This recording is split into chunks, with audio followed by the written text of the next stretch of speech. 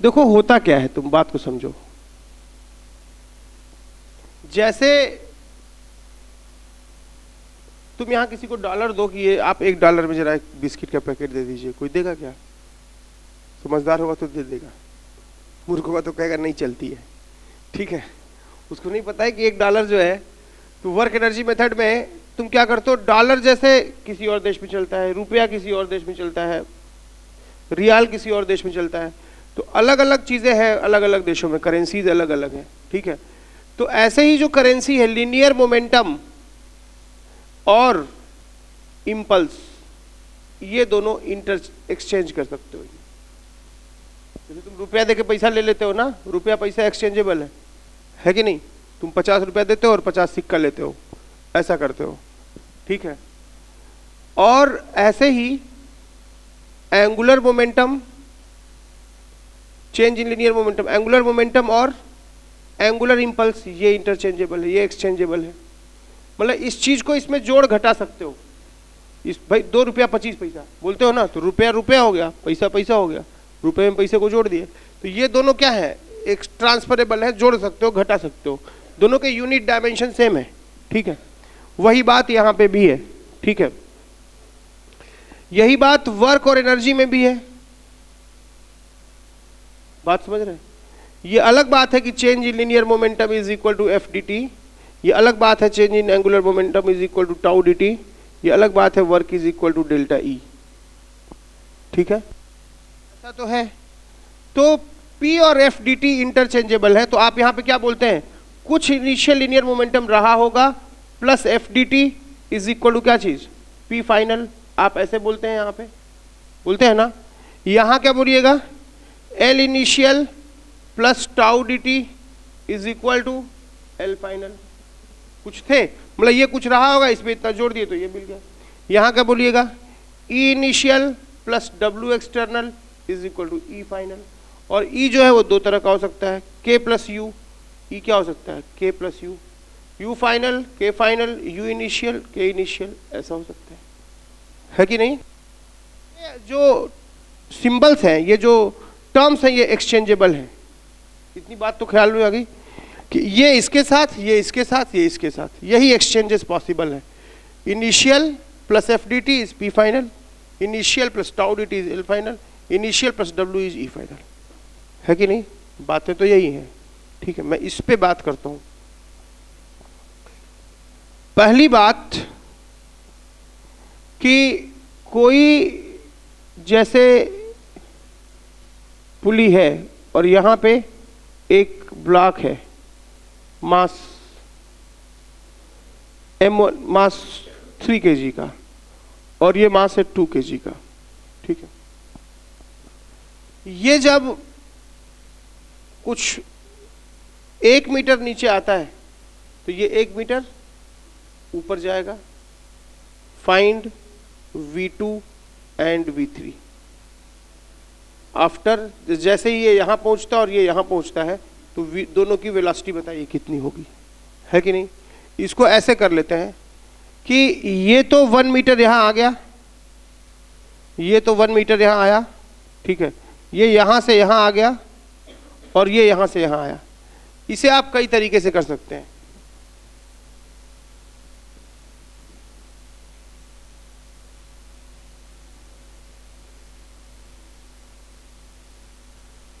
एक तरीका मैं बताता हूं, वैसे जैसे ज्यादा आसान इस तरह से हो जाएगा कि 3 kg नीचे आने से पोटेंशियल एनर्जी किस में चेंज होती है, काइनेटिक में, और ऊपर जाने से क्या होता है बोलो, काइनेटिक चेंज होती है किस में, पोटेंशियल में, ऐसा होता है।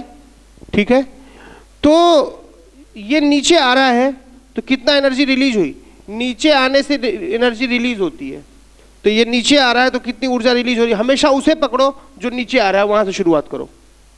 ठीक है, हमेशा जो नीचे आ रहा है वहां से स्टार्ट करो। ये तो ऊपर जा रहा है, ये नीचे आ रहा है, और इस भाषा का इस्तेमाल करो। क्या, ये 3 kg नीचे आ रहा है तो इसके नीचे आने से एनर्जी रिलीज हुई। देखिए, टोटल एनर्जी तो कंजर्व है। जैसे मेरे पास कुछ 20 सिक्के हैं और कुछ इस जेब में, कुछ इस जेब में, मैं इनमें से उठा के इधर डाल देता हूं, तो मेरे पास टोटल तो नहीं बढ़ गया ना, टोटल तो बढ़े नहीं। तो एग्जैक्टली U प्लस के टोटल तो सेम है, कांस्टेंट है, बिकॉज और कोई फोर्स नहीं लग रहा है, एयर फ्रिक्शन नेग्लिजिबल है, तो टोटल एनर्जी कंजर्व्ड है और U और K का आपस में चेंज है। ठीक है, हमेशा उस बॉडी को पकड़ो जो नीचे जा रही है, 3 kg वाली बॉडी नीचे जा रही है। ठीक है, तो कितना हो गया लॉस हो गया, कितना पोटेंशियल एनर्जी का लॉस हो गया, mgh, mgh इतने का लॉस हो गया। अब ये इतना रुपया हमको मिल गया, इतना लॉस हुआ तो इसी को हमको खर्चा करना है, इज इक्वल टू इतना रुपया रिलीज हुआ, लॉस करने के बजाय इतना रुपया रिलीज हुआ, कहाँ खर्चा करना है, इसको उठाने में खर्चा हो गया। इसको उठाने में कितना खर्च हुआ बोलो, 2mgh इतना उठाने में खर्च हो गया, है कि नहीं। और तो इतना नीचे आके रिलीज हुआ, दिस इक्वल टू इसको उठाने में, और जब नीचे आया होगा तो इसकी वेलोसिटी v हो गई और इसकी वेलोसिटी यहाँ क्या हो गई, v हो गई, प्लस कितनी इसकी काइनेटिक, इसकी kinetic half of 3 × v square plus half of 2 × v square. ऐसा हुआ कि नहीं हुआ। ठीक है, इतनी एनर्जी रिलीज हुई, ये कहाँ कहाँ खर्च हुई, इसको उठाने में और इसकी काइनेटिक में और इसकी काइनेटिक में, इन जगहों पे खर्च हुई। बात समझे, फिर से दोहराए, this is loss of potential energy, this is release of energy. ये एनर्जी हमने इसको उठाने में खर्चा की और शुरू में तो वेलोसिटी थी नहीं, अब वेलोसिटी भी दिखने लगी तो काइनेटिक एनर्जी भी आ गई, यानी लॉस ऑफ एनर्जी वो यहाँ उठाने में खर्चा हुआ, इसकी काइनेटिक और इसकी काइनेटिक। ठीक है, यहाँ से क्या आ जाएगा आपका v आ जाएगा, 30 - 20 कितना हो गया 10 इज इक्वल टू 3/2 और 2/2 5/2 × v स्क्वायर कितना आ गया, v आ गया 2 मीटर पर सेकेंड। आंसर है कि नहीं, बात समझे। ठीक है, मान लीजिए ऐसा है लाइक दिस, ऐसा है, ये मास m है और ये मास 2m है, ये मास 2m है। ये अगर y लेंथ नीचे आता है तो देखो इसका वेलोसिटी इसका 0 है तो इसका भी 0 हो जाएगा, और ये y नीचे आएगा ब्लॉक तो ये भी y नीचे आएगा, तो ये और ये मिलके कितना होता है, क्या बताए थे इस पुली का कि A1 देख रहे हो, this plus this by 2 is this, ऐसा होता है। तो देखो इसका तो 0 है तो ये भी 0 हो गया, और इसका y नीचे की तरफ है तो इसका कितना हो जाएगा 2y, देखो नीचे, तो 0 + 2y/2 इज y। अब ये 2y से खींचेगा तो ये कितने से जाएगा 2y से, यानी ये कितना ऊपर जाएगा 2y, यानी इसका डिस्प्लेसमेंट अगर y है, वेलोसिटी v है, एक्सेलरेशन a है, तो इसका 2y 2v और 2a होगा। तीनों काइनेमेटिक वेरिएबल इसके बदले हुए, यानी क्योंकि ये तो रेस्ट पे है 0 हो गया, और ये कितना है, ये अगर y नीचे आता है तो ब्लॉक नीचे आएगा, तो ये भी रस्सी भी नीचे आएगी, भाई उसी से बंधा है ना, ये भी y नीचे आएगा, ये y नीचे आ रहा है और ये 0, this plus this by 2 is equal to ये होना चाहिए, तो ये 2y हो गया, ये 2y इधर आया तो ये 2y ऊपर गया होगा। बात समझ में आई। पूछा क्या है कि जब ये y नीचे आ जाता है, find velocity of blocks as mass 2m, ठीक है, goes down by y, by distance y, by distance y। y distance अगर 2m वाला नीचे आता है तो वेलोसिटीज कितनी होगी उनकी, तो सबसे पहले किसे पकड़े, जो नीचे आ रहा है, ये नीचे आ रहा है तो कितना वर्क होगा, कितना एनर्जी रिलीज होगी 2mg × y, इतनी एनर्जी रिलीज होगी, इज इक्वल टू कहाँ खर्चा हुआ, इसको उठाने में mg × 2y, इतना उठाने में खर्चा हो गया, प्लस इसकी kinetic energy half of 2m × v square plus half of m × बात समझे। अब यहां सॉल्व करके क्या निकाल लोगे, v निकाल लोगे, तकलीफ हो रही है क्या, नहीं ना। ठीक है, मान लीजिए ऐसा है, कोई ब्लॉक है यहां पे ऐसे, और यहां पे एक ब्लॉक है ऐसे, इस ब्लॉक का मास कुछ m है, इस ब्लॉक का मास 2m है, और ये अगर y नीचे आता है तो इसकी वेलोसिटी v होती है, एक्सेलरेशन a होता है, तो ये तो 0 पे है, ये भी 0 पे है। अच्छा, ये y नीचे आएगा तो ये भी y नीचे आएगा, भाई ब्लॉक y नीचे जा रहा है, तो ये कितना हो गया 2y, तो ये कितना हो गया 2y, तो इसका 2y, यानी इसका डिस्प्लेसमेंट y है, वेलोसिटी v एक्सेलरेशन है, तो इसका कितना होगा 2y 2v 2a, ऐसा हो गया। ठीक है, कितना लॉस हुआ, हमेशा किसको पकड़ो जिसका लॉस हो रहा है। ठीक है, मान लो कितना नीचे हो गया, mgy का लॉस हो गया। ये कहाँ कहाँ खर्चा हुआ, उठाने में तो खर्च हुआ नहीं, अब ये तो उठा नहीं, इज इक्वल टू कहाँ खर्च हुआ, इसकी kinetic, half of 2m into 2v square plus half of m into कितना v स्क्वायर। लेकिन अगर यहां फ्रिक्शन भी होता तो ये कितना आगे चला गया 2y, फ्रिक्शनल फोर्स कितना लगता है mu N, mu into M G, mu into 2mg, अगर मोशन होता है तो म्यू इंटू एन लगता है, और n की वैल्यू यहाँ mg के 2mg के बराबर है, फ्रिक्शन म्यू 2mg लग रहा है। फ्रिक्शनल फोर्स इतना हुआ और डिस्प्लेसमेंट कितना हुआ इसका 2y, तो वर्क डन बाय फ्रिक्शन क्या हो गया, work done by friction, force इधर डिस्प्लेसमेंट इधर, माइनस फोर्स कितना 2 म्यू mg इंटू डिस्प्लेसमेंट कितना 2y, माइनस 4 म्यू mgy, ये वर्क डन बाय फ्रिक्शन हो गया। वर्क डन बाय फ्रिक्शन इतना आ गया माइनस 4 म्यू mgy, इतना हो गया। लेकिन हमें माइनस नहीं लिखना पड़ेगा। अगर मैं आपसे 5 रुपए लेता हूं तो मैं ये नहीं कहूंगा कि आपने मुझे माइनस 5 रुपए दिए, क्योंकि जब आपने मुझे दिए, ये कह दिया गया, जब दिशा बता दी गई तो माइनस लगाने की जरूरत नहीं है कि नहीं।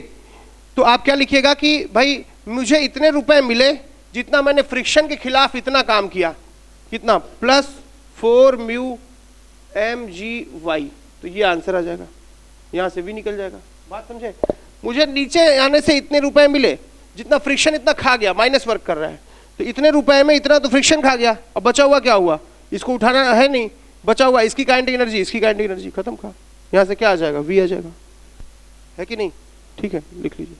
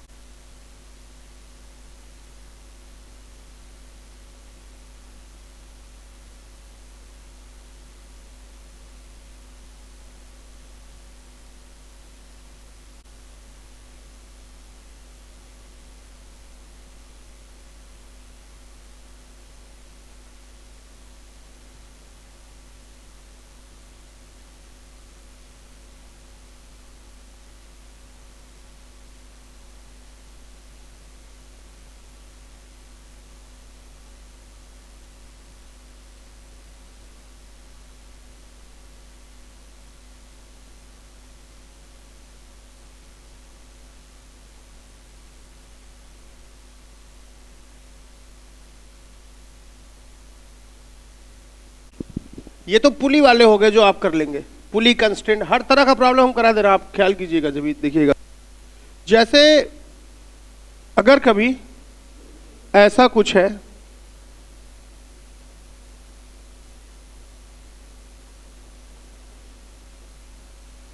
ये रफ, यहां से ये स्मूथ है, ब्लॉक चला v0 के स्पीड से, ये रफ है और ये स्मूथ है, ये स्मूथ है, ये रफ है, ठीक है।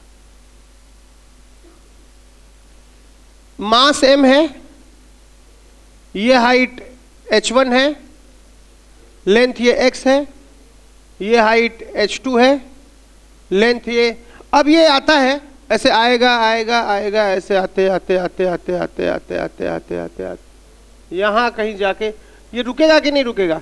यहां फ्रिक्शन μ1 है और यहां फ्रिक्शन μ2 है। पूछेगा कि तुम बताओ ये y कितना है, y कितना है, जबकि ये रेस्ट पर आ जाता है। मतलब यहां से चला v0 की स्पीड से फेंके और यहां से ऐसे होते हुए यहां आ गया, y कितना होगा कि ये रेस्ट पे आ जाएगा। आप देखिए यहां से यहां तक आने में वर्टिकली कितना नीचे आया, h1 प्लस h2, तो कितना पोटेंशियल एनर्जी कन्वर्ट हुआ काइनेटिक में, mg into h1 plus h2, इतनी काइनेटिक एनर्जी, इतनी पोटेंशियल जो है काइनेटिक में कन्वर्ट हो गई, इज इक्वल टू कहां खर्चा हो गया, यहां पे फ्रिक्शन खा गया, कितना μ1 mg into x। Work by friction क्या होता है, फोर्स इंटू डिस्प्लेसमेंट, वो नेगेटिव होगा, लेकिन हम नेगेटिव क्यों लिखे, हम तो बैलेंस शीट बता रहे हैं ना कि इतना रुपया ले गए, इतना यहाँ खर्चा हुआ, यहाँ का फ्रिक्शन इतना खाया और यहाँ का फ्रिक्शन इतना खाया, कितना प्लस μ2 mg इंटू कितना y, यहाँ से y आ जाएगा, खत्म काम। बात समझ में आई, नहीं समझे, नहीं समझ में आई भाई। यहां से यहां तक इतना लॉस पोटेंशियल काइनेटिक में कन्वर्ट हुआ, इतना फ्रिक्शन यहां खाया, इतना यहां खाया, यहां तो कुछ हुआ ही नहीं, कुछ नहीं हुआ। अगर ये फ्रिक्शन नहीं होता तब तो ये रुकता ही नहीं, चलता चला जाता, ठीक है। तो हम लोग जो directly v square is u square plus 2gh लगा देते थे या माइनस 2gh, वो तब लगाते थे जब फ्रिक्शन नहीं था। बॉडी का शेप चाहे जैसा भी हो, अगर फ्रिक्शन नहीं है तो चुपचाप v square u square plus 2gh लगाइए, है कि नहीं, जो हम लोग करते रहे। एक तो ये बात हो गई। फिर क्या है कि एक ट्यूब है, उस ट्यूब के अंदर एक बॉल है, यहां पे इसको रिलीज किया गया, हल्का सा स्लाइटली पुश्ड, रिलीज नहीं, रिलीज करोगे तो वहीं रह जाएगी, स्लाइटली पुश्ड, ठीक है। तो ये क्या होगा, ऐसे आती है बॉल, अगर फ्रिक्शन होता तो पूरा पूरा वहां चला जाता, लेकिन यहीं तक जाती है, बस यहां से आके यहीं तक चढ़ पाती है, यानी एनर्जी क्या हो गई, जितना लॉस हुआ पोटेंशियल उतना फ्रिक्शन खा गया। तो ऐसे चलेगी बॉल। अगर फ्रिक्शन नहीं है तब तो चलती रहेगी, चलती रहेगी। फ्रिक्शन है तो हर बार थोड़ा कम ऊंचाई पे जाएगी, है कि नहीं। अगर फ्रिक्शन होगा तो फ्रिक्शन एनर्जी उसकी खा ले। तो फाइनली क्या होता है कि ये बॉल जो है वो ऐसी हो जाती है, यहां आके रुक जाती है, एट रेस्ट। फाइनली रेडियस इसकी r है, मास इसका m है, वर्क डन बाय फ्रिक्शन पूछा है, तो क्या बोलिएगा। अब वर्क डन निकालने के 2-3 तरीके होते हैं। पहला F डॉट एस नेट, दूसरा F डॉट डी एस, तीसरा डेल्टा ई एनर्जी से।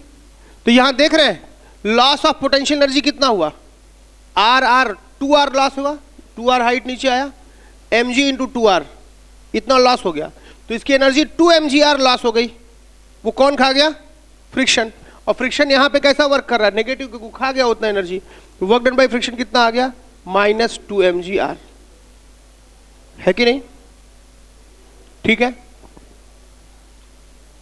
फिर जैसे मान लीजिए कुछ ऐसा है, अगर कोई सीढ़ी है, इस सीढ़ी पे कोई चढ़ता है, मान लीजिए इस सीढ़ी पे कोई चढ़ता है, ऐसे लैडर है, ये वाली सीढ़ी नहीं है, ये बांस वाली सीढ़ी है, ठीक है। और आदमी इस पे चढ़ता है, आदमी चढ़ता है तो क्या होता है कि एक पैर यहां होता है और एक हाथ यहां होता है, मतलब ऐसा कुछ होता है, एक हाथ यहां पे, एक पैर यहां पे, और इस पैर, दूसरा पैर उठा के इस पे रखने की कोशिश करता है और एक हाथ से, ये हाथ से इसको पकड़ने की कोशिश करता है। ऐसा होता है ना, जैसे हमारा एक पैर और एक हाथ फिक्स्ड है और एक हाथ ऊपर गया और एक पैर ऊपर गया, ऐसे ही चलते हैं सीढ़ी पे, सीढ़ी पे ऐसे ही चलते हैं ना। दो, एक पैर, मतलब अगर मैं मानता हूं कि मेरे चारों पैर हैं, डार्विनिज्म में अगर मैं, मुझे विश्वास है, मैं तो यही मानता हूं मेरे 4 पैर हैं जिसमें 2 छोटे हैं, तो मेरे 2 पैर यहां पे टिके हुए हैं और ये 2 पैर क्या हुए, तो वर्क डन बाय आदमी जो है यहां से यहां चढ़ जा रहा है, ऊंचाई पे, आदमी का मास m है, सीढ़ी नहीं चढ़ रही, सीढ़ी वही है। कई लोग सोचते हैं सीढ़ी लेके चढ़ रहा है, क्या भैया, सीढ़ी वहीं पे है, आदमी चढ़ रहा है केवल सीढ़ी पर, ठीक है। तो जो दो पैर ऐसे फिक्स्ड हैं, एक ये और एक ये, तो दोनों जो हवा में है उनका तो कांटेक्ट भी नहीं है सीढ़ी से, थोड़ी देर बाद कांटेक्ट होगा। तो इस मोमेंट पे सोचिए कि जब उनका कांटेक्ट नहीं है तब तो फोर्स का सवाल ही नहीं है सीढ़ी के साथ, तो ये दोनों तो मिलके सीढ़ी पे कोई वर्क ही नहीं कर रहे हैं। दूसरा, अब क्या हुआ कि ये जो है, ये दोनों जो फिक्स्ड है इनका यहां पे फोर्स जरूर लग रहा है लेकिन डिस्प्लेसमेंट नहीं है क्योंकि ये फिक्स्ड है। तो इन दोनों के लिए फोर्स 0 है लेकिन डिस्प्लेसमेंट है, और इसके लिए फोर्स है लेकिन डिस्प्लेसमेंट 0 है। तो कुल मिला के वर्क डन क्या हो गया? Work done by ladder. सीढ़ी थोड़ी वर्क करती है यार, 0, क्योंकि ये दोनों तो सीढ़ी के कांटेक्ट में नहीं है, और जो कांटेक्ट में है वो फोर्स ही नहीं वर्क कर रहा है क्योंकि उसका डिस्प्लेसमेंट 0 है। तो फिर आप ऊपर पहुंच कैसे गए? आपकी बायोलॉजिकल एनर्जी यहां पे आपके पास, जब आप खड़े थे और इरादा बनाए कि मुझे चढ़ना है, तो आपके पास 1000 जूल एनर्जी थी। जब इरादा आपका पूरा हो गया, यहां पहुंचे, तो आपके पास 100 जूल ऊर्जा बची। 900 जूल कहां खर्चा हो गया? चढ़ने में, इरादे को पूरा करने में, ग्रेविटी के खिलाफ। तो आप यहां से यहां तक कैसे गए हैं? आपकी बायोलॉजिकल एनर्जी किसमें कन्वर्ट हुई है? पोटेंशियल एनर्जी में, है कि नहीं? ऐसा है। वर्क डन बाय लैडर ये 0 है, ठीक है। और वर्क डन बाय ग्रेविटी कितना है? -mgh। mg नीचे, h ऊपर, कितना है? -mgh। और आपकी एनर्जी बढ़ गई, यानी आपने इतना कितना काम किया। वर्क डन बाय मैन कितना हुआ? बोलिए, देख लेते हैं। Kinetic energy initial plus potential energy initial plus W external is equal to K final plus U final. K initial शुरू में भी रेस्ट पे था, बाद में भी रेस्ट पे है कि नहीं? U इनिशियल कितना था शुरू में? 0। U फाइनल कितना है? mgh, है कि नहीं? तो आदमी ने कितना वर्क किया? mgh, जो कि ग्रेविटी में स्टोर हो गया potential energy. Work done by man कितना आ गया? mgh। और वर्क डन बाय ग्रेविटी कितना है? -mgh, ठीक है कि नहीं?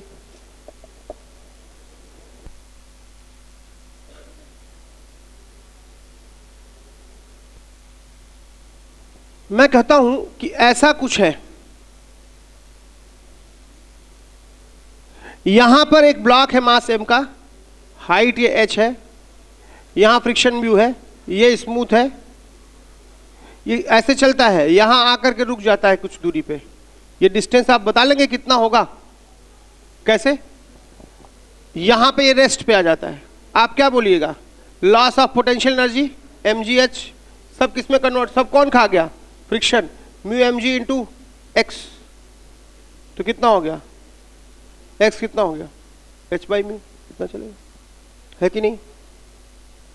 अब यहां पे और क्वेश्चन बना देगा कि यार ऐसा हुआ कि ये ऐसे आ रहा था और ये यहां पे है, और ये यहां आकर के ये कुछ यहां से चला, ये भी स्मूथ है, ठीक है, और ये ऐसे आता है, ऐसे आता है, ऐसे आता है, और यहां आके प्रोजेक्टाइल होकर यहां पहुंच जाता है। तो ये डिस्टेंस तुम्हारा कितना होगा?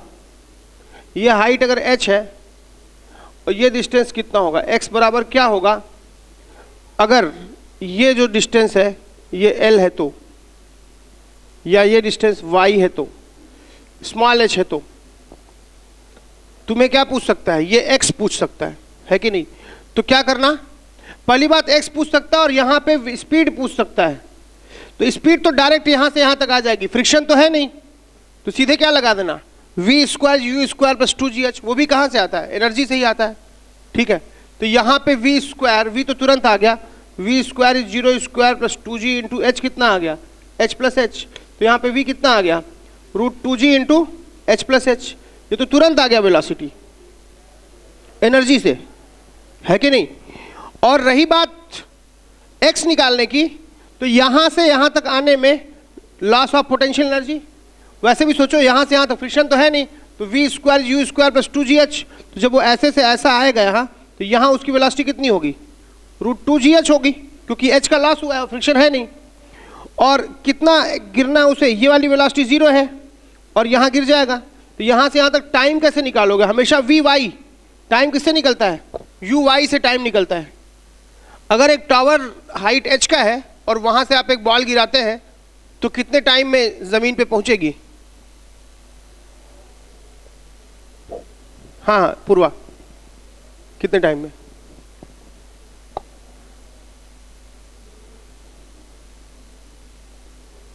अगर एक टावर है और टावर एच हाइट का है, यहां से बॉल गिरा देते हैं तो यहां से यहां तक पहुंचने का टाइम कितना होगा? √2u(i/g)। हे भगवान, अरे यू आई कहां से दरिद्र, यहां पे u 0 है, √2h/g।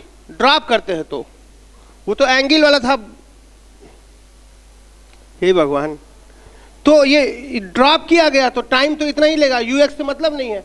और जब ये x निकालना होगा तो क्या कर लेंगे? टाइम तो हो गया √2h/g और x कैसे निकलेगा? ux into T. ux कितना है? इतना, √2gh इंटू टी कितना है? √2h/g। जी कैंसिल हो गया, कितना हो गया? 2√hh। इतनी दूरी ये हो जाएगी। बात समझ में आई? नहीं समझे?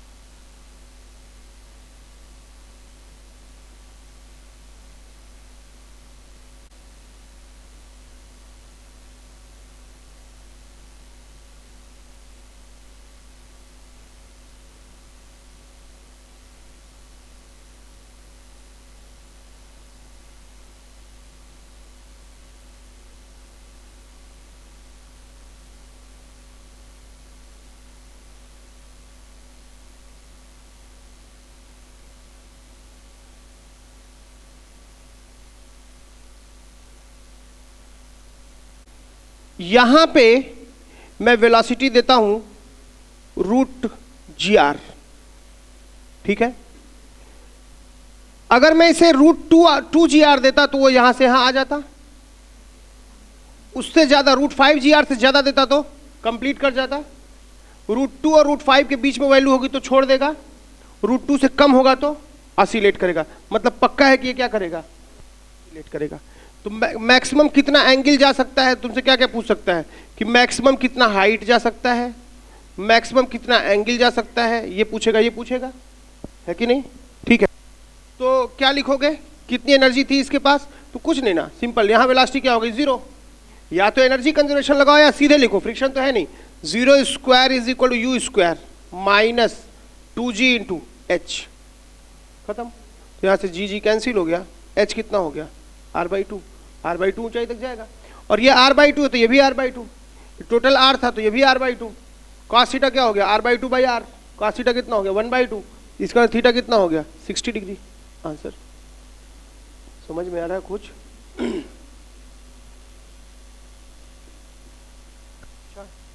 इसको मैं काट देता हूं, यहां से ऊपर वाला हिस्सा कट कर देता हूं तो ऐसा हो जाएगा कुछ, एक आर्क हो गया, ठीक है,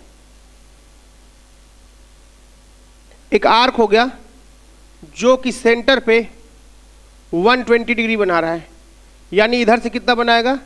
60 डिग्री। इसे मैं √2 के वेलोसिटी से फेंक देता हूं, √2 के। अगर ये पूरा होता तो ये कहां तक जाता, यहां √2 से फेंकोगे तो यहां तक आएगा, फिर लौट जाएगा। याद है कुछ? अब ये क्या होगा, वहां से लौटेगा कि यहीं से लौट जाएगा? लौटेगा क्या यहां से? क्यों लौटेगा भाई? ऐसे आएगा यहां के बाद क्या हो जाएगा, ये यहां के बाद इसका क्या हो जाएगा, ये प्रोजेक्टाइल हो जाएगा, यहां कहीं आके गिरेगा।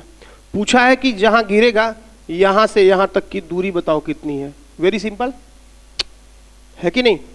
चलो, तो मुझे पहले तो यहां वेलोसिटी निकालनी चाहिए, ठीक है ना? तो क्या करते हैं कि चलो पहले तो मैं देखता हूं कि यहां वेलोसिटी कितनी है। डायग्राम दूसरा बनाता हूं। जैसे ये ऐसा है, ये ऐसे 60 डिग्री एंगल बना रहा था, √2 ये है, और यहां वेलोसिटी v है, तो v square is equal to u square 2gr minus 2g h। h कितना है? ये r cos 60 1/2 हुआ, तो ये r/2 और ये भी कितना r/2। h की जगह कितना लिखेंगे? r/2। तो v कितना हो गया? √gr यहां पे। और ये एंगल कितना हो गया बोलो? ये v ऐसे है ना, तो ये एंगल कितना हो गया बोलो? तुम देखो, ये 60 तो ये 60, ये 60 तो ये 60, ये 30 और ये कितना 60। तो ऐसा लगता है कि अब प्रॉब्लम ऐसा हो गया कि ये दूरी r/2 है, ये भी r/2 है। एक बिल्डिंग है जिसकी ऊंचाई कितनी है? r/2 है, r/2 है। वहां से एक पार्टिकल को फेंक रहे हो कितने स्पीड से? √gr के स्पीड से, जो हॉरिजॉन्टल से कितना एंगल बना रहा है? 60 डिग्री। ऐसा है? नहीं समझे बात को? भाई यहां से बाद अब प्रोजेक्टाइल बन जा रहा है ना, जिसकी हाइट कितनी r/2, और v निकल गया एनर्जी से। अब ये यहां कहीं आके गिरेगा, तो ये ऐसे आके गिरेगा, तो तुम्हें क्या चाहिए? ये दूरी चाहिए, x is equal to ux into T चाहिए। और t कैसे निकालते हो? √uy square plus 2gh plus uy divided by g। 2 तो होता नहीं नीचे, है ना? इसको तोड़ोगे तो ux हो गया कितना? √gr cos 60, मतलब √gr cos 60, cos 60 की जगह 1/2 टोटल। और ये कितना हो जाएगा? √gr sin 60। तो √gr इंटू साइन 60 कितना होता है? √3/2। ठीक है, तो यहां से टाइम तुम्हारा आ जाएगा कितना बोलो? ये आ जाएगा √uy स्क्वायर। uy स्क्वायर कितना है? 3/4 gr। क्यों? uy square plus 2gh, h की वैल्यू कितनी है? r/2 प्लस uy फिर कितना हो गया? √3gr/2 ये था ना uy प्लस uy बाई क्या चीज? g। इतना हो गया। यहां से तुम्हारा 2 कैंसिल हो गया, 3/4 gr और 1 gr। 1 में 3/4 जोड़ोगे तो कितना आ जाएगा? 7/4 gr अंडर रूट बाई जी। तो जी को करोगे तो एक जी कट जाएगा, √4r/g आ जाएगा, r/g आ जाएगा। और प्लस कितना? कुछ गलती हो गई कहीं। अच्छा ये भी तो है, प्लस कितना? अच्छा यहाँ भी होगा, प्लस √3/2r/g ऐसा हो गया। तो यहाँ से तुम √r/g कॉमन ले लो, √r/g कॉमन ले लोगे तो कितना बचेगा? √3/2 प्लस √7/4, √3/2 प्लस √7/4। देख लो सही चल रहा है? बोलो हाँ।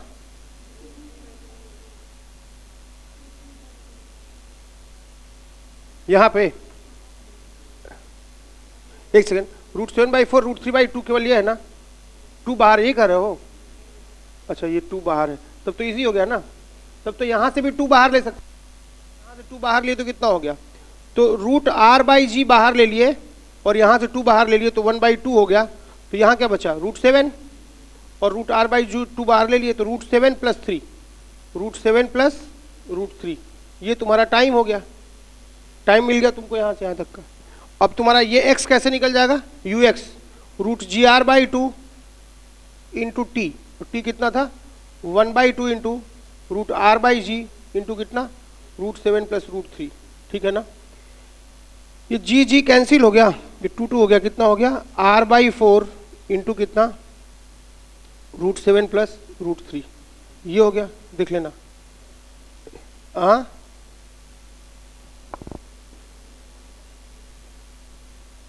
अरे √r इंटू √r बराबर r, और डायमेंशनली अंडर रूट थोड़ी होगा, हाइट का डायमेंशन r ही तो होगा, ठीक ना, लेंथ का। तो ये दूरी पूछा है आपसे, तो इतनी दूरी कितनी थी, इतनी दूरी कितनी हो जाएगी बताइए, ये एंगल के सामने r sin 60, r sin 60, और ये दूरी कितनी हो गई थी r/4 इंटू √7 प्लस √3, sin 60 को क्या लिख सकते हैं √3/2, बाई 4 कॉमन लेना है तो इंटू 2 कर लीजिए, तो r/4 कॉमन ले लीजिए इन दोनों में, तो r/4 गया, यहाँ क्या बचा 2√3 और ये √3 प्लस कितना √7, तो ये यहाँ से इतनी दूरी पे जाके गिरेगा।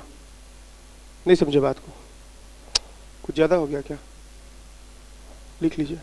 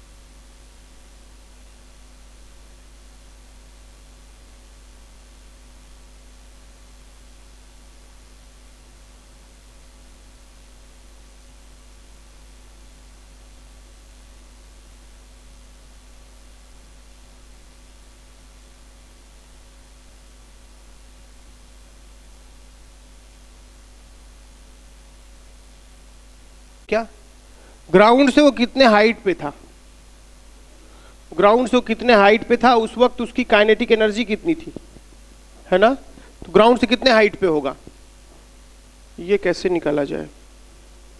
चलिए यहां वेलोसिटी आप पा चुके थे कितना √gr/2, क्या √gr इतनी आप पा चुके थे, कितने एंगल पे 60 डिग्री पे।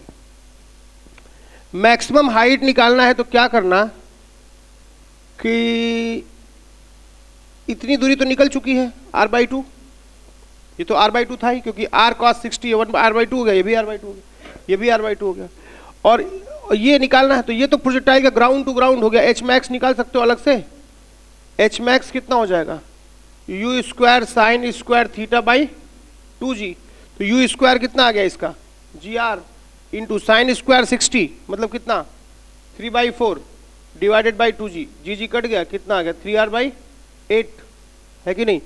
तो टोटल हाइट कितनी हो गई बोलो ये वाली r/2 प्लस 3r/8, आप 4 से मल्टीप्लाई कीजिए तो कितना आ गया 4r/8 3r/8 7r/8, ये इसका मैक्सिमम हाइट होगा।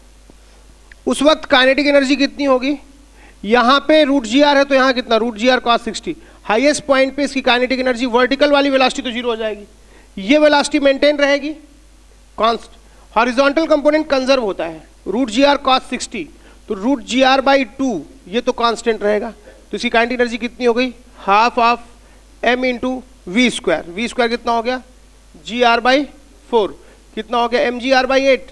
तो दोस्त एक बात बताओ, हम इसके अलावा एक और मेथड कर सकते हैं, ये तो मेथड 2 हो गया, इससे ज़्यादा आसानी से भी कर सकते हैं कि हॉरिजॉन्टल कंपोनेंट कंजर्व है तो वो यहाँ पे मिल गया, वर्टिकल वाला 0 है, यहाँ पे काइनेटिक एनर्जी निकाल दिए।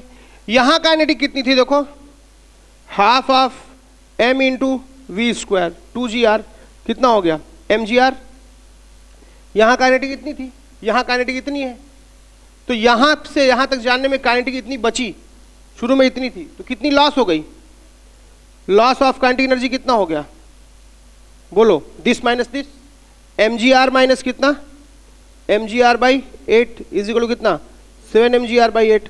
और ये किस में कन्वर्ट हो गई, पोटेंशियल में। यहाँ से is equal to M G H dash, तो एम जी कैंसिल हो गया, कितना आ गया एच डैश, 7 आर बाई 8, है कि नहीं।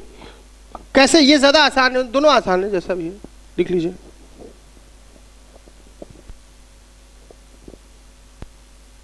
Also find maximum height above the ground.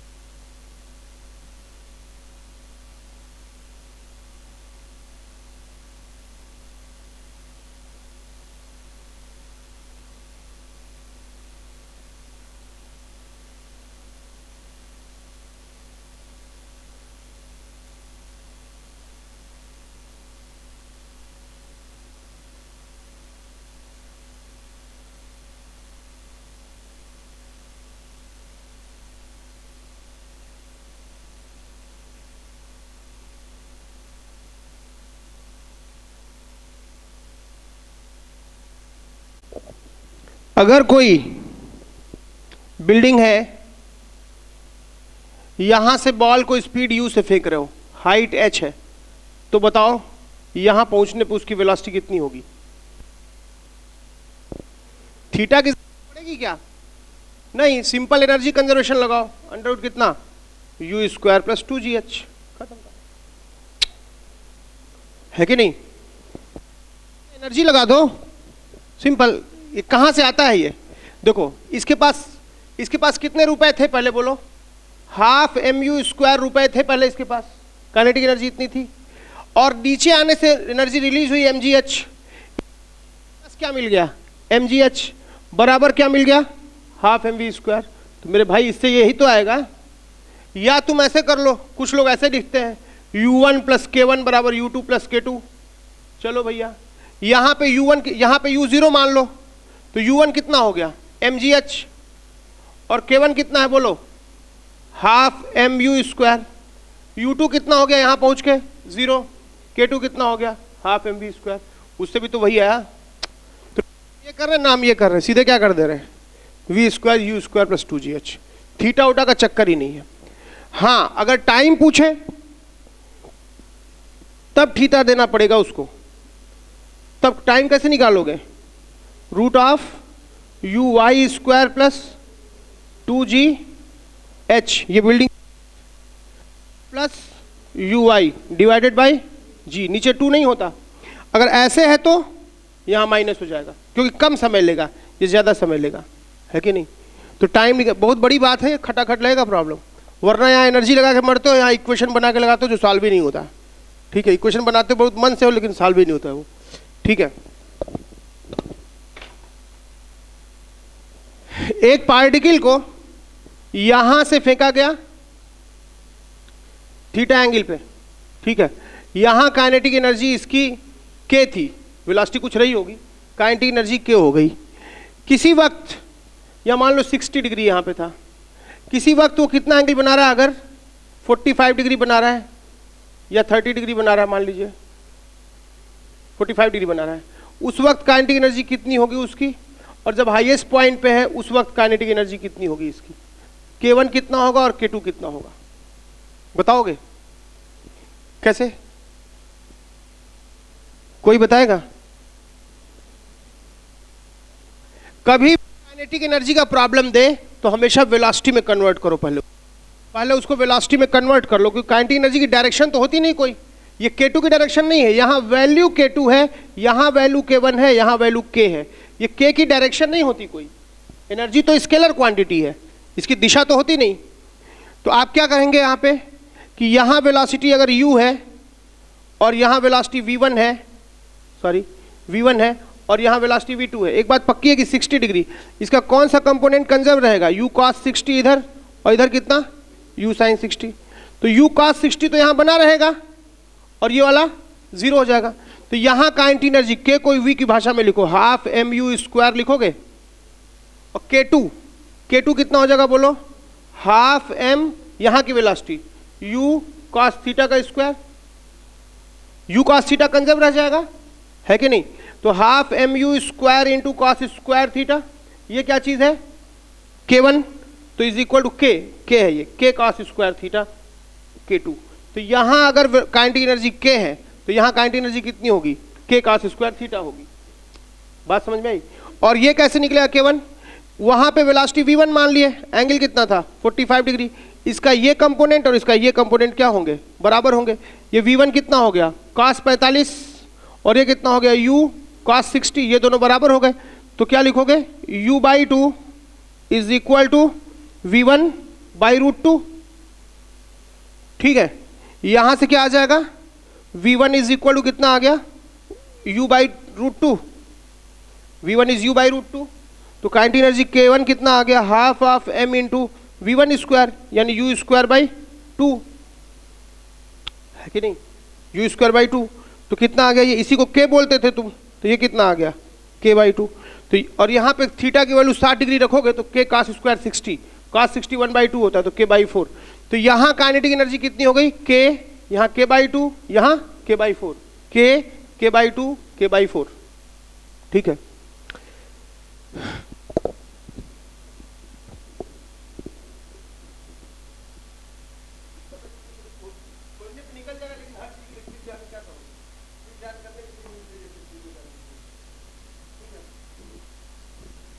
यहां से आपने एक बॉल को रिलीज किया, वो नीचे आ गया, यहां मैं u0 मानता हूं। पोटेंशियल एनर्जी तो रिफरेंस की चीज है, फ्रेम आप कहां पे लेते हैं, यहां पे 0 मानता हूं। जब ये नीचे आता है तो किसी एक जगह पे यहां पे काइनेटिक एनर्जी जो है वो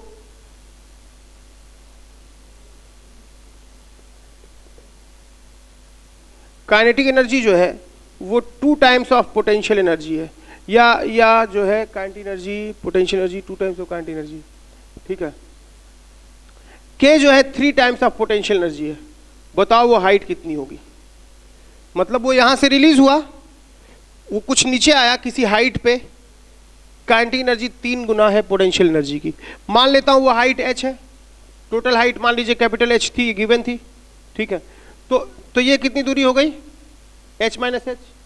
तो यहां से यहां तक नीचे गिरने में, अच्छा यहां u0 था, K is equal to 3u, यहां पे K कितना हो जाएगा बोलो, और यहां पे u कितना होगा, यहां पे u कितना हो गया बोलो, mgh, mg small h, u कितना हो गया यहां पे mgh, और K कितना हो गया बोलो, जितना ये लॉस हुआ पोटेंशियल वो किस में कन्वर्ट हो गया, K में।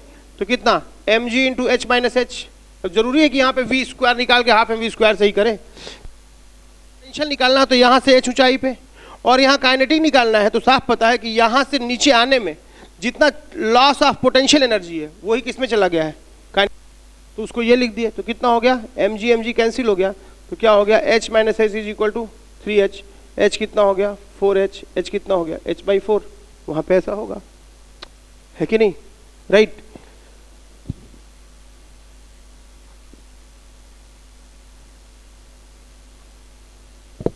अच्छा, मान लीजिए अगर मैंने कहा कि एक इंक्लाइन प्लेन है ये, और ये थीटा एंगल पे है, यहाँ पे एक ब्लॉक मास m का है, ये स्मूथ है, ठीक ना, और इसे आपने स्पीड u दे दिया और ये यहाँ से यहाँ आकर के रुक गया, तो कितना डिस्टेंस चल के रुकेगा, s कितना होगा।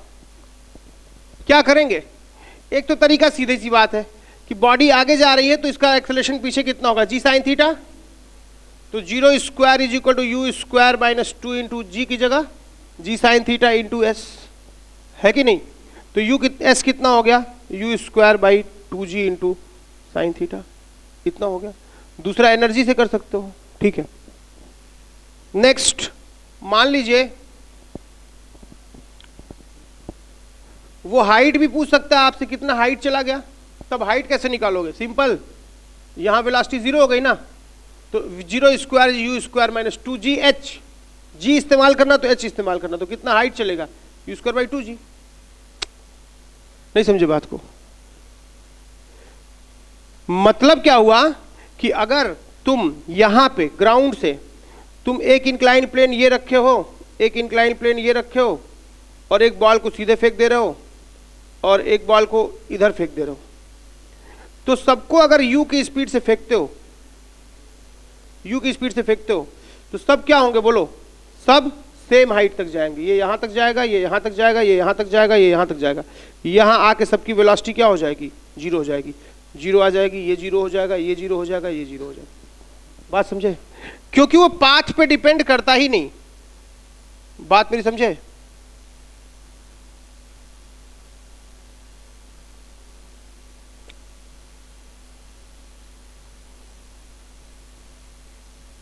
मतलब प्रोजेक्टाइल नहीं है, ये इंक्लाइंड प्लेन पे फेंक रहे हो तुम, इंक्लाइंड प्लेन पे फेंक रहे हो, ठीक है, ऐसा है। और बॉल एक तुम ऐसे फेंके, तो ये बॉल क्या होगी? ये भी सब एच ऊंचाई पे जाके रुक जाएगा, सब। बात समझ रहे हो? क्यों ऐसा होगा? क्योंकि तुम फाइनली क्या लिखोगे? v square is equal to initial speed u square minus 2gh, ये लिखोगे, h हर बार वही आएगा। या तुम ऐसे सोच लो कि यहाँ पे k1 plus u1 is equal to यहाँ पे k2 प्लस u2। हर केस में k1 कितना था? हाफ mu स्क्वायर, u1 कितना था? 0, यहाँ पे इज इक्वल टू k2 कितना हो गया फाइनली? 0, और प्लस कितना? mgh dash. तो h डैश तो हर केस में वही आ रहा है ना, कितना? u हर बार वही था, m तो कट ही गया, तो रूट 2gh हर बार वही आ रहा है। रूट नहीं आ रहा है, u square by 2g। Her bar h dash कितना आ रहा है? u square by 2g। ख्याल रहे प्रोजेक्टाइल नहीं है, क्योंकि प्रोजेक्टाइल अगर ये होगा तो हाईएस्ट पॉइंट पे, यहाँ पे ये इंक्लाइंड प्लेन पे फेंके हो तो यहाँ वेलोसिटी जीरो हो जाएगी, यहाँ भी जीरो हो जाएगी, यहाँ भी जीरो हो जाएगी, यहाँ भी जीरो हो जाएगी। प्रोजेक्टाइल में हाईएस्ट पॉइंट पे जीरो नहीं होती, u cos थीटा होती है। प्रोजेक्टाइल में हाईएस्ट पॉइंट पे काइनेटिक एनर्जी जीरो नहीं होती, u cos थीटा होती है, ठीक है। मान लीजिए किसी टावर से आपने कुछ पत्थर फेंके, यही कर ही सकते हैं, एक को ऊपर फेंके u से, दूसरे को नीचे फेंके u से, तीसरे को हॉरिजॉन्टल फेंके u से, चौथे को इधर फेंक दिए u से। इतने पत्थर कहाँ से लाए? ये बड़े मजे की बात है, ऐसा फेंक दिया है कि नहीं? अब ये तो सीधे आ गया यहाँ, ये सीधे आ गया यहाँ, ये ऐसा आ गया, ये ऐसा आ जाएगा, और ये ऐसा आ जाएगा, ये ऐसे जाकर के ऐसा आ जाएगा। नीचे पहुंचने पे इसकी वेलोसिटी v1, इसकी v2, इसकी v3, इसकी v4 और इसकी v5 होगी। क्या ऑर्डर होगा उसका? किसकी स्पीड सबसे ज्यादा होगी?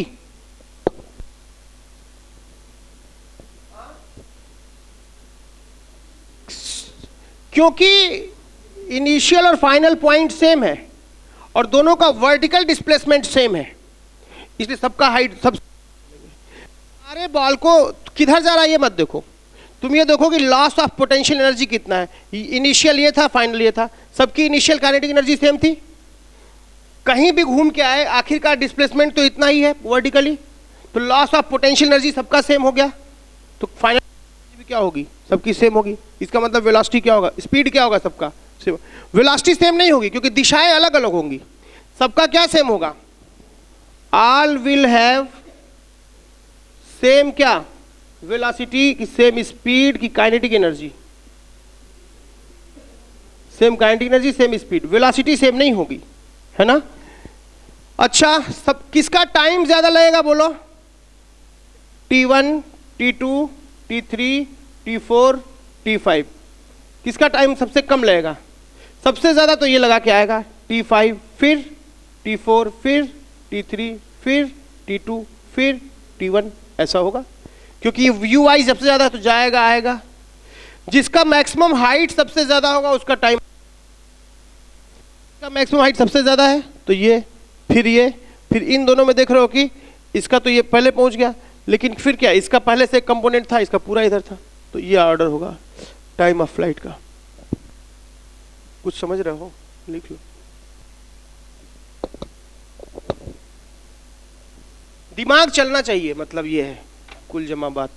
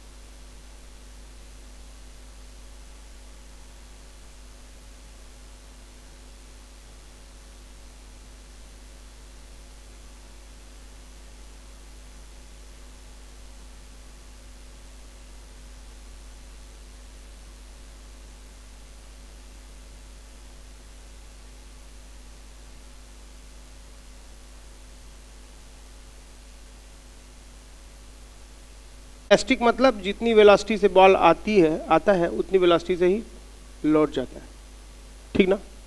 मैंने क्या किया कि इलास्टिक सरफेस पे एक बॉडी को h हाइट से छोड़ा, h हाइट से छोड़ा। अगर ये सरफेस इलास्टिक है तो क्या होगा, ये उतनी ही हाइट तक चला जाएगा, वापस जितने से आया उतने से ही चला जाएगा। अगर ऐसा होता है कि जितनी हाइट से छोड़ते हैं, रिलीज करते हैं, उतनी हाइट से ये आता है और ये उतने से ही चला जाए, यहां तक जा पाता है, तब बताओ ये इलास्टिक है? नहीं। तब कैसा है? In elastic. और अगर ऐसा होता है कि रिलीज करते हो और यही आके चिपक जाता है, तब कैसा है? Perfectly in elastic. बात समझे? अगर ड्रॉप करने पे, यहां से ड्रॉप करते हो, ड्रॉप करने पे उसी ऊंचाई तक चला जाता है फिर से, तो इलास्टिक सरफेस। उससे कम ऊंचाई पे जाता है तो इन इलास्टिक सरफेस, और आके चिपक जाता है तो परफेक्टली इन इलास्टिक सरफेस, ठीक है ना। मैं कह रहा हूं लेकिन यार हो सकता है कि इलास्टिक है और मैंने यहां से कुछ किया और ऐसे आया और ये कुछ ज्यादा ऊंचाई पे चला गया, ये हो सकता है? ऐसा हो सकता है क्या? ऐसा हो सकता है क्या? हाँ, ड्रॉप ना करें, पहले से स्पीड यू दे दें, तो पहले से स्पीड दे दें यू, तो क्या होगा? ऐसे जाएगा। अच्छा, मान लो पहले से ही स्पीड ऊपर की तरफ दे दें, यू इसको ऊपर की तरफ दे दें, तो पहले जाएगा, रुकेगा, फिर लौट के आएगा और फिर यहां से आके यहां तक जाएगा। क्योंकि अगर ये इलास्टिक है तो क्या होगा? क्या उसी लेवल तक जाएगा कि उस ऊंचाई तक जाएगा जो पहले अचीव किया था? तो यहां अगर तुम नीचे की ओर फेंकते हो तो ये उसी ऊंचाई, अगर ड्रॉप करते थे तब नहीं यहीं तक आता था, अभी ज्यादा फेंक दोगे तो थोड़ा ज्यादा ऊंचाई तक जाएगा, है कि नहीं? या तुम ऊपर फेंकोगे तो ऊंचाई पे गया, फिर टकरा के आया, फिर ऐसे जाके फिर उसी ऊंचाई तक जाएगा। ऐसा होगा इलास्टिक सरफेस पे, ठीक है। क्वेश्चन ये है कि एक ब्लॉक को यहां से फेंका गया, इलास्टिक सरफेस है, कुछ स्पीड से फेंका गया और ये ऐसे आके ये 5 मीटर ऊपर चला जाता है, 5 मीटर ऊपर जाके रेस्ट पे आ जाता है। ऐसे आता है, ऐसे आके यहां रेस्ट पे आता है। पूछा है फाइंड यू, निकाल लोगे?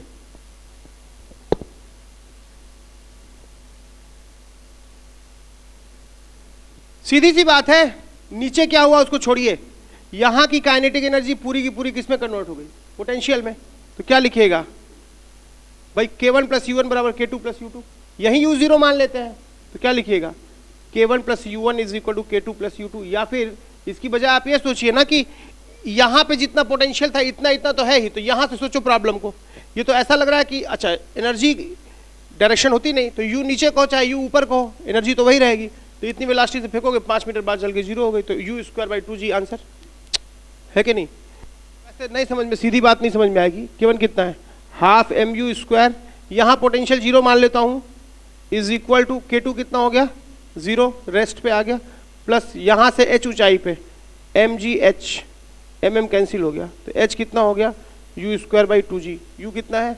अच्छा u निकाल रहा है ना, u² कितना आ गया? 2gh, 2 इंटू 10 इंटू h कितना है? 5, कितना आ गया? 100। u कितना आ गया? 10 मीटर पर सेकेंड से फेंको।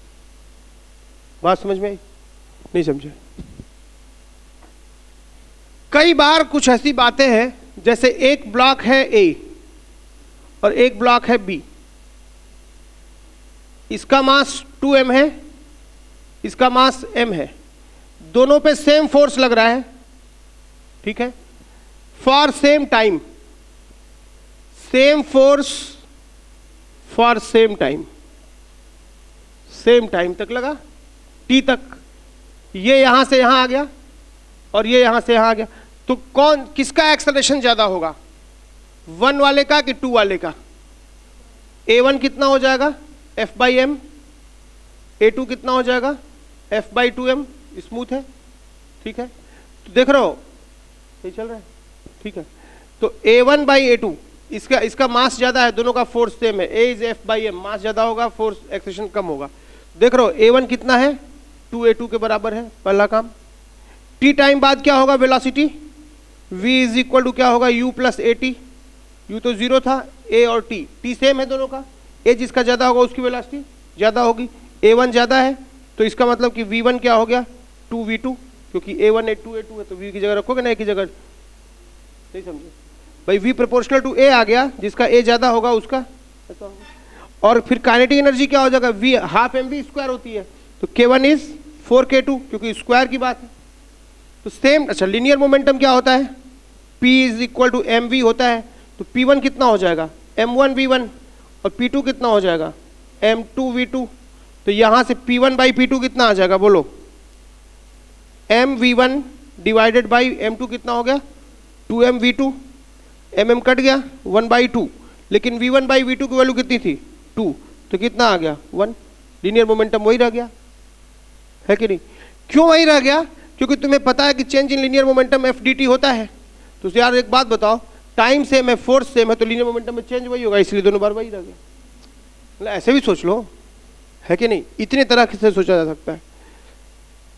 अगर मैं कहता हूं कि बॉडी 1 है और बॉडी 2 है और यहां पे मास m है, इस पे फोर्स F लगता है, यहां मास 2m है, अच्छा डिस्टेंस कितना चलेगा t टाइम में, ये जरा ज्यादा चलेगा, ये जरा कम चलेगा, ये S1 और ये S2, तो S1 बाई S2 कितना हो जाएगा बोलो, S1 by S2 is equal to half AT1 square by क्या, half A2T square, A1T square by A2T square, time तो सेम है, तो क्या हो जाएगा बोलो, A1 बाई A2 आ जाएगा, और A1 बाई A2 कितना है 2 है, यानी S1 जो है S2 का दोगुना होगा।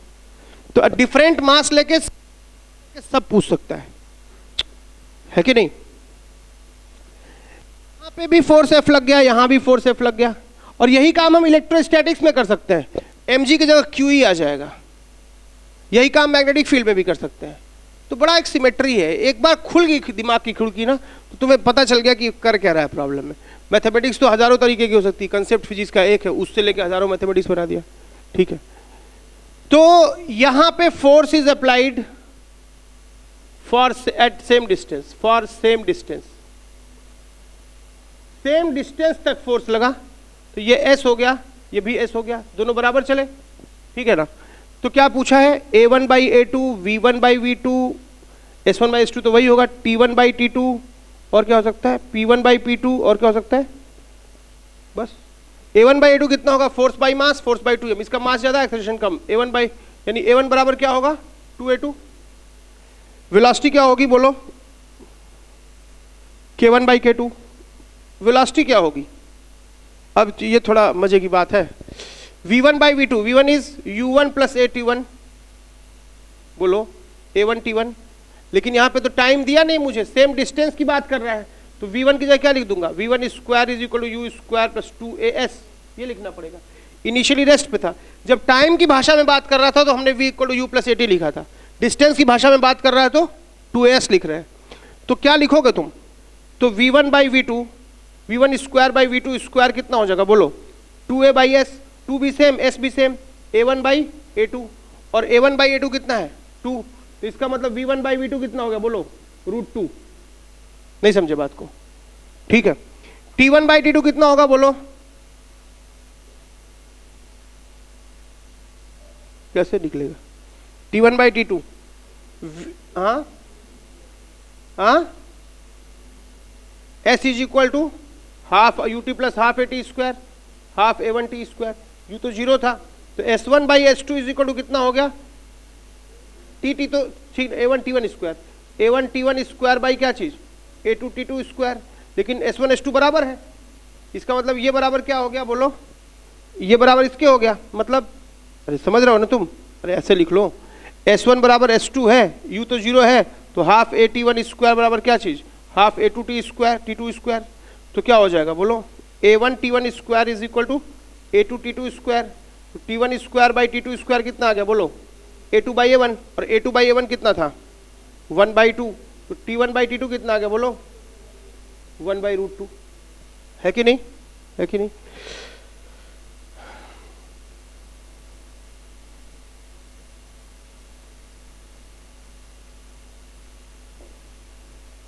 P1 बाई P2 क्या हो जाएगा, M1 V1 by M2 V2, M1 by M2 1/2 है, और V1 बाई V2 √2 है, तो कितना आ गया 1/√2। काइनेटिक एनर्जी क्या होगी, वेलोसिटी वाले का स्क्वायर 2, है कि नहीं? नहीं समझे?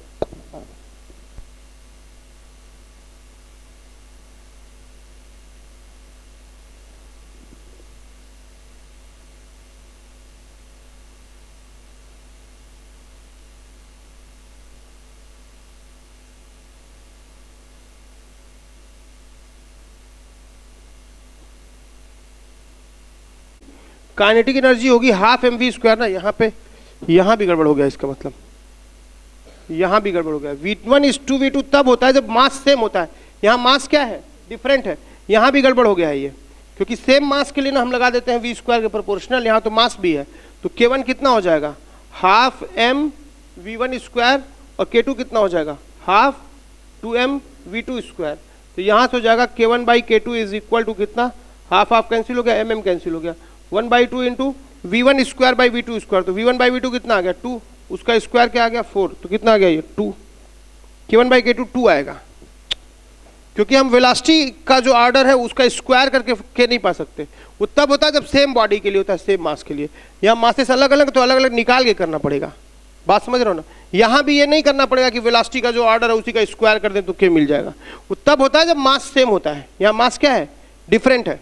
तो K1 बाई K2 1 आएगा, वो तो बिना किए तब बता सकते हो तुम, क्योंकि work done by forces, work done by forces जो होगा W1 बाई W2 फोर्सेस, इसमें W1 वर्क होगा, इसमें W2 वर्क होगा, कितना होगा इसमें Fs, इसमें भी Fs, तो दोनों में वर्क क्या हो गया, सेम हो गया।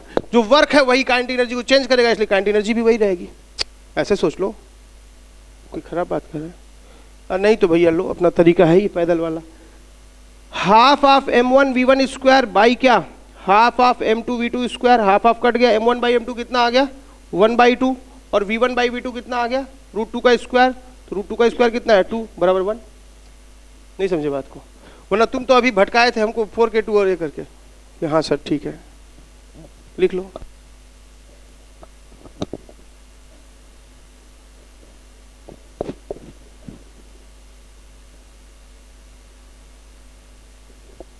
होमवर्क दे सकते हैं, मतलब हमको बहुत डर लगता है पीएमटी चाहे आईटी, अब क्या पीएमटी आईटी, कोई मतलब होमवर्क तो दिए थे क्या? नहीं सर, आप सर आए थे पिछली बार कि नहीं आए थे, अभी तो यही शक है। 30 चैप्टर नंबर 8 में 39 से लेकर के 89 तक, जिसमें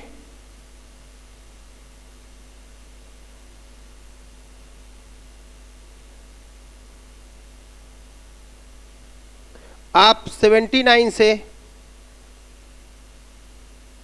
83 छोड़िएगा, 78 से 83 छोड़िएगा, 78 से 83 छोड़िएगा, ठीक ना? इसके ठीक ना? मुझे लगा सीख रहे हो थोड़ा थोड़ा, इतना दिन काम किए 3 दिन, फ्रिक्शन तो कहाँ छोड़ेगा, ब्रेक ऑफ एंगल कहाँ होगा, सब चीजें दिखनी चाहिए। अब क्वेश्चन तुम्हारे एग्जाम में इससे कठिन क्या पूछेगा? ठीक है, पटेल सर की किताब लगाओ, जितने ईयर के क्वेश्चंस आए वो उसको लगाओ, जो डाउट्स हो पूछो, अपने से करने से होगा, पढ़ने से कुछ नहीं होगा। क्लासरूम टीचिंग से तुम सीखते ज़रूर हो, लेकिन वो चीज़ समय पे बाहर आनी भी चाहिए, ठीक है। और अगले बार फिर अभी वर्क एनर्जी में ही तुम्हें कुछ इतना कर देते हैं, तुम कर लो। वर्क एनर्जी के बाद सेंटर ऑफ मास निकालना सिखाएंगे, उसके बाद तब वीडियो तुम्हें समझ में आएगी। उसके बाद सेंटर ऑफ मास की वीडियो और रोटेशन में कट कर देंगे, 4-5 लेक्चर में दोनों खत्म हो जाएगा वीडियो से ही, ठीक है। और क्या